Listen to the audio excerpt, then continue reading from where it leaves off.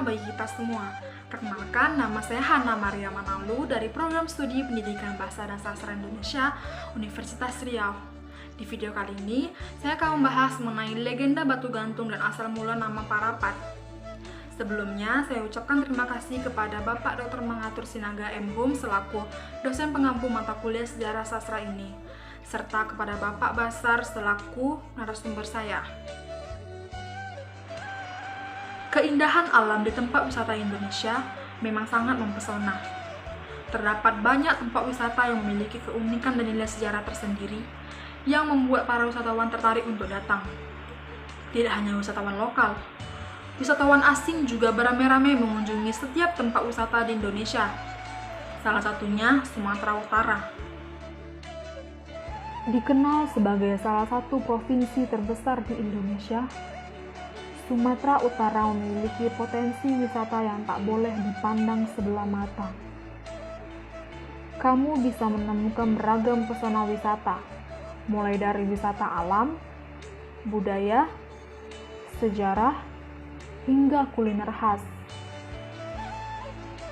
Tak hanya menawarkan pesona yang mengagumkan, masing-masing tempat wisata ini juga memiliki kisah serta keunikan yang menarik untuk dibahas.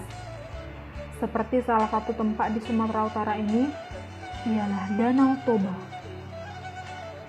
Danau Toba adalah salah satu tempat wisata populer yang sudah dikenal semancanegara. Keindahan danau di Sumatera Utara ini tidak didapati di tempat lain. Pemandangan alam yang tidak terkalahkan ini akan menyihir wisatawan untuk berlama-lama di tempat wisata terkenal di Indonesia ini. Selain keindahan alamnya, kamu akan diberikan berbagai macam keunikan, yaitu salah satunya adalah batu gantung. Batu gantung adalah sebuah pahatan alam berupa bebatuan yang terletak di Parapat, Samosir, Sumatera Utara. Jika kamu pernah melancong ke Danau Toba, kamu pasti tidak akan melewatkan objek wisata ini. Hampir seluruh wisatawan domestik dan mancanegara yang hendak ke Danau Toba serta Pulau Samosir pasti mampir ke batu gantung ini. Lalu, mengapa diberi nama batu gantung dan Parapat? Disinilah saya akan membahas dan menceritakan kepada teman-teman semua mengenai legenda batu gantung dan asal-usul nama Parapat. Dahulu kala, di sebuah desa kecil di tepi Danau Toba, hiduplah sepasang suami istri dengan seorang anak perempuan yang cantik jelita bernama Seruni. Selain cantik, Seruni juga tergolong sebagai anak yang rajin karena selalu membantu kedua orang tuanya ketika mereka sedang bekerja di ladang. Suatu hari, Seruni harus bekerja di ladang seorang diri karena kedua orang tuanya sedang ada keperluan di desa tetangga. Ia hanya ditemani oleh anjing peliharaannya yang diberi nama si Toki. Sesampainya di ladang, Seruni hanya duduk termenung sambil memandangi indahnya alam Danau Toba. Sementara anjingnya, si Toki, ikut duduk di samping sambil menatap wajah majikannya yang tampak seperti sedang menghadapi suatu masalah. Sesekali, sang anjing menggonggong untuk mengalihkan perhatian Seruni apabila ada sesuatu yang mencurigakan di sekitar ladang. Sebenarnya, beberapa hari terakhir, Seruni selalu tampak murung. Hal ini disebabkan karena sang ayah akan menjodohkannya dengan seorang pemuda yang masih tergolong sepupunya sendiri. Padahal, ia telah menjalin hubungan asmara dengan seorang pemuda di desanya dan telah berjanji akan membina rumah tangga. Keadaan ini membuatnya menjadi bingung, tidak tahu harus berbuat apa, dan mulai berputus asa. Di satu sisi, ia tidak ingin mengecewakan kedua orang tuanya, namun di sisi lain, ia juga tidak sanggup jika harus berpisah dengan pemuda pujaan hatinya. Setelah merenung beberapa saat dan tanpa menghasilkan apa-apa, Seruni beranjak bangkit dari tempat yang ia duduki. Dengan berderai air mata, ia berjalan perlahan ke arah Danau Toba. Rupanya, Ia sudah sangat berputus asa dan ingin mengakhiri hidupnya dengan cara menceburkan diri ke Danau Toba.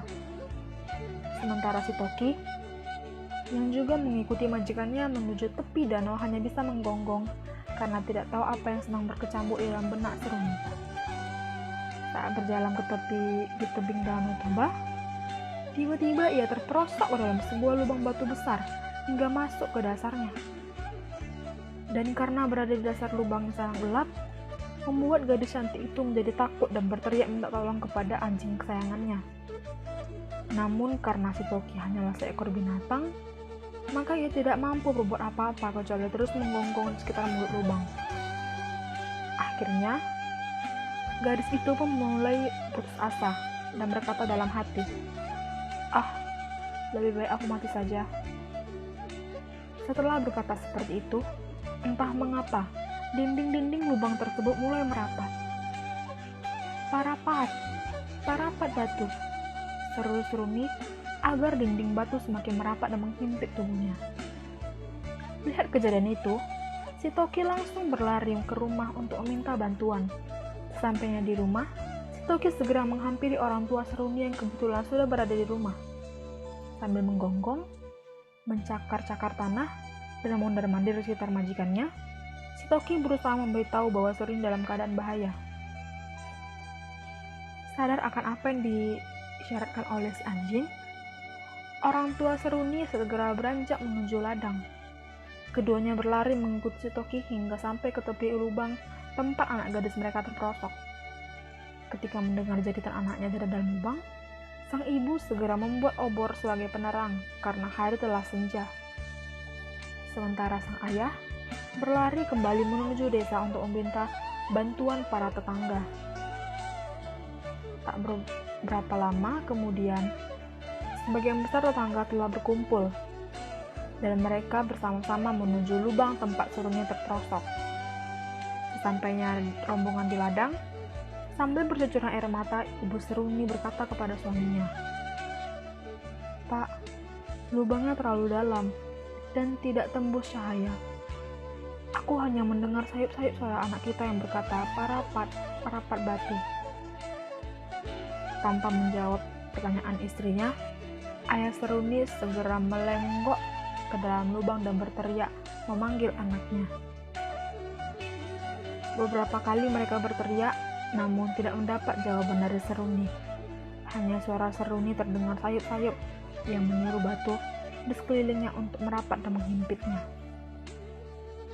Warga yang hadir di tempat itu juga berusaha membantu dengan mengeluarkan seutas tambang hingga ke dasar lubang, namun sama sekali tidak disentuh atau dipegang oleh Seruni. Merasa khawatir, sang ayah memutuskan untuk menyusul putrinya masuk ke dalam lubang. "Bu, pegang obor ini. Aku akan turun menjemput anak kita." "Jangan gegabah, Pak. Lubang ini sangat berbahaya," cegah sang istri. Setelah ayah Seruni mengurungkan niatnya, tiba-tiba terdengar suara gemuruh dan bumi pun bergoncang dahsyat, yang membuat lubang secara perlahan merapat dan tertutup dengan sendirinya. Seruni yang berada di dalam lubang akhirnya terhimpit dan tidak dapat diselamatkan. Beberapa saat setelah gempa terjadi, di atas lubang yang telah tertutup itu, muncullah sebuah batu besar yang menyerupai tubuh seorang gadis yang seolah-olah menggantung pada dinding tepi di Danau Toba. Orang-orang yang melihat kejadian itu mempercayai bahwa batu itu adalah jelmaan dari Seruni dan kemudian menamai sebagai batu gantung. Dan karena ucapan Seruni yang terakhir didengar oleh warga hanyalah parapat, maka daerah di sekitar batu gantung kemudian diberi nama Parapat. Kini, Parapat telah dijadikan salah satu kota tujuan wisata di Provinsi Sumatera Utara.